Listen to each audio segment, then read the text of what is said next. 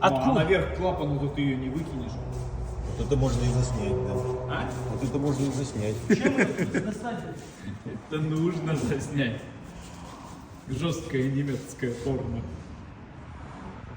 Как из карбюратора. Давай, готов. Оба. Упала. Полгайки. Еще. Нет, А что это? это отлив. Ну, Это- что, шестиграмм? Это след на башке. Это набило его, что ли? Да. Тебе надо перевернуть машину и потрясти. Смотрите. Хуя ты я шпагнул. Дел рук мастера Боицына. Какие мастера, это, блядь, А как ты это сделал? Кинул или как? Давай повторим. Выкидывай обратно. Бля, не надо, пожалуйста. Так это, блядь. Эту гайку подтяни, которая на